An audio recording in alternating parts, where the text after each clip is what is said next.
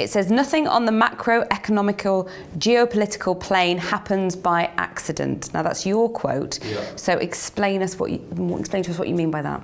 I mean, I write for ADBFN and Master Investor, and also send about 15,000 emails to my followers. And this is one of my quotes that I've been saying for a long time. Nothing on the geopolitical plane happens by accident. Nothing. Our politics and our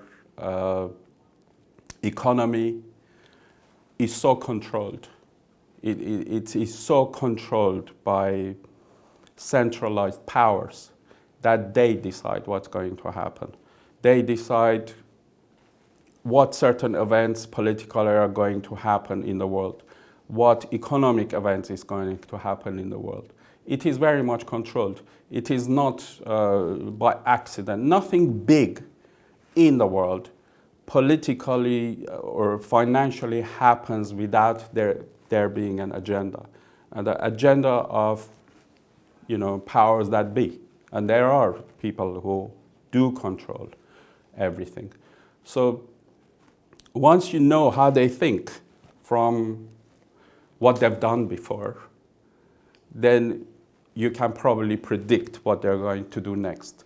So I would say nothing happens, nothing. I mean, even elections. I mean, they decide if Trump is going to get elected or Hillary. They decided that we would do Brexit. They decided that Theresa May would come and become prime minister. They decided, but they make us think that we decided. It's a little magic act. They're playing us a movie. We are watching a movie. So when you talk about they, are you talking about the Rothschilds? Who are you talking about? I mean, you have people like that who are so much in public arena, and that bothers me somehow. Because why are they so public? If you had so much power, why would you be so public? So probably there is even something behind them, that they are presenting them as the power that be. You see what I'm saying? Because I can't, whenever something gets too public, I start thinking, why is it being made that public? I mean, if you control the world, would you go and tell everyone all the time? Actually, I've noticed Rothschilds are on Facebook looking for friends. No way. They are. That's amazing. They write sweet stuff. So you could, I don't know who they are. All I know is there is a plan, there is an agenda, and they're following that. So all the elections happen if they decide. I mean, they could be, and it is a good thing as a trader, because it makes it, at least you have some point of reference to be able to predict what they will do next if you figured out the agenda. Now, you take views based on geopolitical and macroeconomic agendas. Tell us a bit more about that.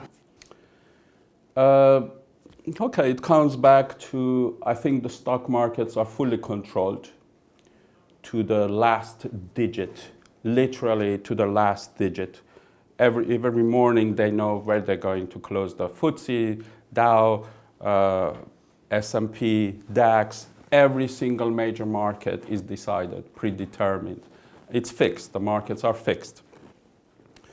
And so the markets are fixed, and you need to know what is the general geopolitical agenda for them to want to fix it where? Higher, lower, is it near elections? Like I was just saying that whoever is watching this whenever, but tomorrow is the US election results, whether it's Hillary or Trump. And my opinion is this is based on geopolitical. It has nothing to do with valuations. It has nothing to do with charts. It has nothing to do with fundamentals. It is psychology and geopolitical agenda. And people are surprised how we've had such a long run of a bull market, which I predicted in 2008 and 9. I was the only person, I think, in the universe. I must have been the only person in the universe who in 2009 said Dow Jones is going to go to 17,000 when it hadn't even hit 11,000. And it historically never gone over 11,000. I read their agenda. I read what they want to do. And I said, Dow Jones will go 14,000 and 17,000. And I got so much opposition from everyone saying I've gone completely mad. And look at it. And now I'm saying Dow Jones is going to go to 20,000. So geopolitical issues are definitely the most important issues. The major markets are not run on fundamentals.